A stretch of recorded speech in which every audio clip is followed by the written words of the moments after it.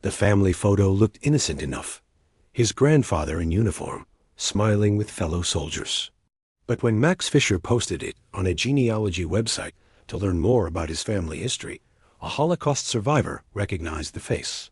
"That's Hauptsturmführer Wilhelm Fischer," the message read.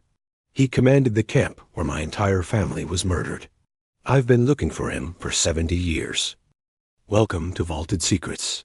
Before we dive into this story of family lies, generational trauma, and the moment when hero worship becomes horror, tell me in the comments, how well do you really know your family's past?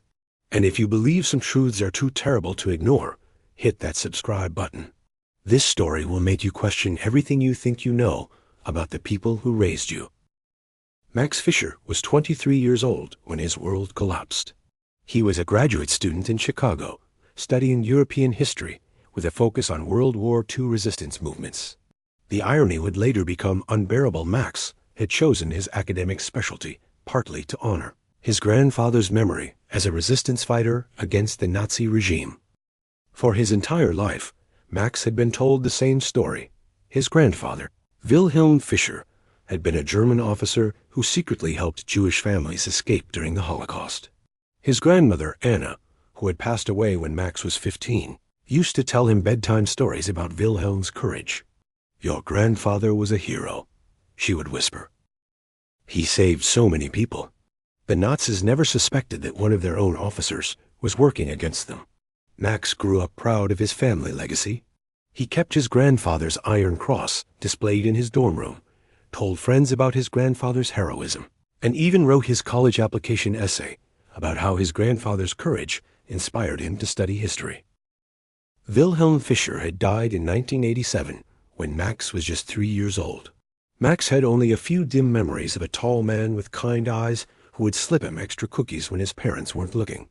But the stories Anna told had painted a vivid picture of a man who risked everything to do what was right. In March 2019, Max decided to create a comprehensive family tree for his parents' upcoming 30th wedding anniversary. His mother had mentioned that she'd love to know more about her father's side of the family. Wilhelm had rarely spoken about his wartime experiences, and many details remained mysterious. Max started with the basics, digitizing old photographs, scanning documents, and uploading everything to FamilySearch, a popular genealogy website. Among the photos was one he'd seen countless times, Wilhelm in his Wehrmacht uniform, standing with 3 other officers outside what appeared to be a military building. The photo had always made Max proud. His grandfather looked so young, so noble in his crisp uniform. Anna had told him it was taken in 1943, during Wilhelm's time working undercover to help Jewish families. Max posted the photo with a caption, "Looking for information about my grandfather Wilhelm Fischer, Wehrmacht officer 1940 to 1945. Family stories suggest he was involved in resistance activities. Any information appreciated." Within 6 hours, Max received a private message that changed everything. The message was from a user named Sarah_remembers47. It was brief, but it hit Max like a physical blow. "I need to speak with you immediately about this photograph. That man is not who you think he is. My family has been looking for him for 70 years. Max stared at the message for 10 minutes before responding. "I think you might be mistaken. This is my grandfather, Wilhelm Fischer. He was one of the good guys during the war." Sarah's response came quickly. "I am 89 years old. I am a Holocaust survivor. I was 14 when I last saw that man's face. He was not one of the good guys. He was Hauptsturmführer Wilhelm Fischer, SS Tetenkopfverband. He commanded Sector 7 of Sobibor extermination camp from 1942 to 1944. He murdered my parents, my 2 brothers, and my baby sister." Max felt his hands shaking as he typed. "That's impossible. My grandfather fought against the Nazis."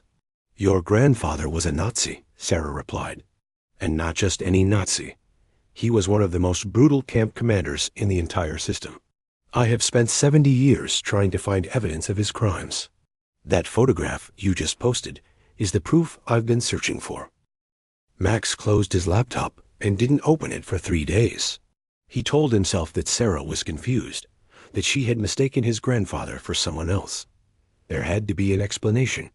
The Wilhelm Fischer she was talking about was a different person entirely. But doubt had taken root in Max's mind. He started remembering things that had never made sense before. Why did his grandfather never talk about the war? Why were there no other photos of him in uniform? Why had Anna always been vague about the details of Wilhelm's resistance work? Max decided to do what he did best: research. He spent the next 2 weeks diving into historical records, Holocaust documentation, and German military archives. What he found made him physically sick. Hauptsturmführer Wilhelm Fischer was indeed documented in multiple historical sources.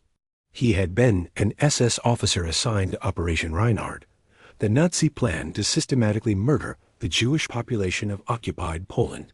He had commanded a section of Sobibor extermination camp from March 1942 until October 1944. The records were detailed and horrifying. Wilhelm Fischer's sector had been responsible for the murder of approximately 12,000 people. He had been known for his efficiency, his cruelty, and his personal involvement in the killing process. Some survivor testimonies mentioned him by name, describing a tall officer with light eyes who would sometimes personally operate the gas chambers. One document from the Nuremberg trial archives contained a particularly damning detail. Wilhelm Fischer had been awarded the Iron Cross not for fighting against the Nazis, but for his exceptional service to the Reich in the implementation of the final solution. The same Iron Cross that Max had displayed proudly in his dorm room for 4 years. Max confronted his mother with the evidence. Because I've been in contact with a Holocaust survivor who recognized his photograph. Because everything we've been told about him is a lie. The silence stretched for nearly a minute. Then Janet broke down crying. I knew, she whispered. I've known since I was 16. Mom told me the truth when I started asking questions about why we never talked about the war. She made me promise never to tell anyone, especially not you kids. The full story came out over the next several hours. Anna had known exactly who she'd married. Wilhelm had never hidden his past from her. He'd told her everything during their courtship in 1951. But by then, Anna was pregnant with Janet, and Wilhelm was a successful businessman who seemed genuinely remorseful. He told your grandmother that he was just following orders, Janet explained through tears. That he never wanted to hurt anyone, but that refusing orders would have meant death. She believed him, or at least she wanted to believe him. Wilhelm had immigrated to the United States in 1948 under a false identity, like thousands of other Nazi war criminals who escaped justice. He'd built a new life, started a family, and buried his past so deeply that even he seemed to believe his own lies. But why did you and Grandma make up stories about him being a hero? Max asked. Because how do you tell your children that their grandfather was a monster? Janet replied. Mom thought it was better to create a legacy we could be proud of, rather than burden us with the truth. She said the man who raised me was not the same man who worked at that camp. Max was faced with an impossible choice.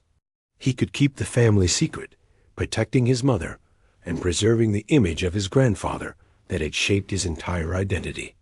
Or he could tell the truth and help bring some measure of justice to Holocaust survivors like Sarah. Max chose truth. He reached out to Sarah and arranged to meet her in person. The encounter was one of the most difficult experiences of his life. Sarah was a tiny woman, barely 5 feet tall, but her eyes held a strength that came from surviving the unimaginable.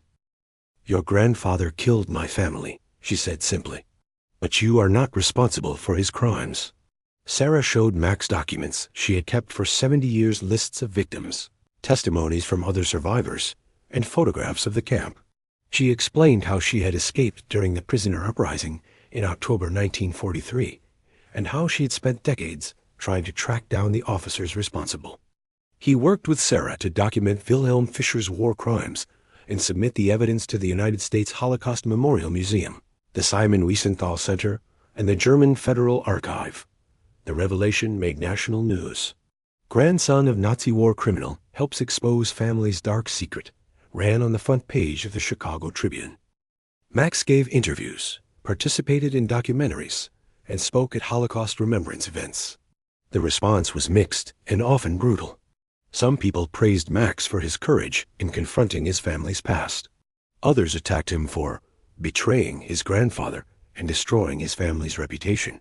Max received death threats from neo-Nazis and hate mail from people who thought he was seeking attention. Max's relationship with his mother took years to repair. She felt betrayed and exposed, angry that Max had chosen to publicize their family's shame. His extended family largely cut him off, unable to forgive him for destroying the comfortable lives they had lived with for decades. But Max also received support from unexpected sources.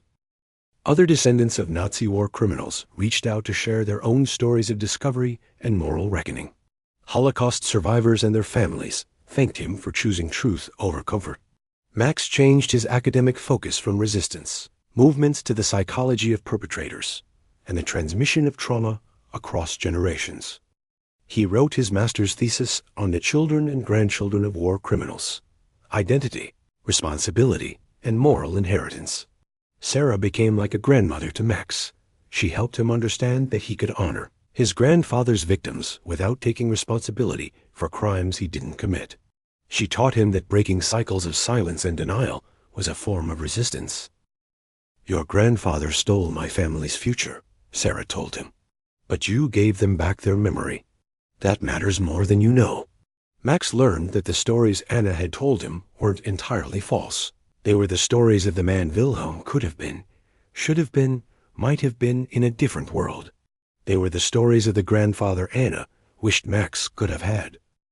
In 2021, Max helped establish a scholarship fund for Holocaust education, funded partly by the sale of Wilhelm's belongings, including the Iron Cross that had once been displayed so proudly.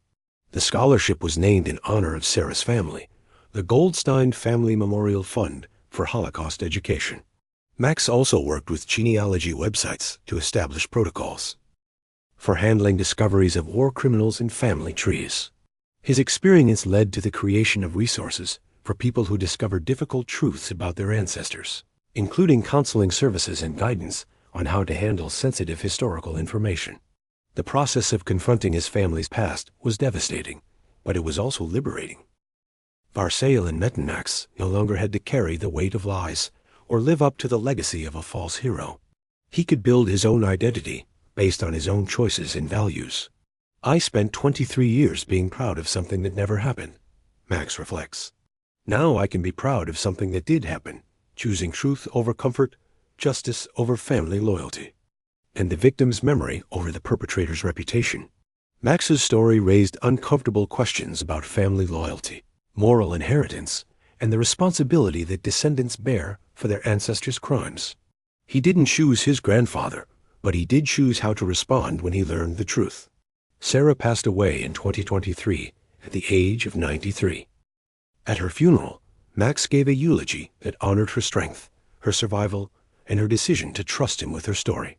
He spoke about how she had taught him that facing difficult truths was not a betrayal of family. It was a commitment to making sure that the victims of history are never forgotten. Max continues to speak about his experience, helping others navigate similar discoveries about their family's pasts. He emphasizes that learning about an ancestor's crimes doesn't make someone guilty, but it does create a responsibility to ensure that those crimes are remembered and that such atrocities never happen again. The photograph that started it all now hangs in the United States Holocaust Memorial Museum. Varsail and Medin part of an exhibit about the officers who implemented the final solution. It's labeled with Wilhelm Fischer's real name, his rank, and his crimes. Next to it is a photograph of the Goldstein family, Sarah's parents, brothers, and baby sister taken before the war. Sometimes the most courageous thing you can do is destroy your own mythology. Sometimes love means choosing the truth over the lie, even when the truth is unbearable. And sometimes the best way to honor your family is to make sure their victims are never forgotten. Max learned that heroism isn't inherited, it's chosen. He wasn't born the grandson of a hero, but he became one through his own actions. By choosing to expose rather than protect, to remember rather than forget, and to honor victims rather than perpetrators, Max transformed a legacy of shame into a commitment to justice. So I ask you, If you discovered that your family's proudest story was actually their darkest secret, what would you choose? Comfortable lies or difficult truths? Family loyalty or moral responsibility? Your ancestors' reputation or their victims' memory? Share your thoughts in the comments below. Tell us about the difficult family truths you've discovered, the moral choices you faced, or the moments when you had to choose between loyalty and justice. And if this story moved you, subscribe to Vaulted Secrets, even when it costs you everything. Thanks for watching, and remember, you are not responsible for your ancestors' crimes, but you are responsible for how you respond when you learn about them.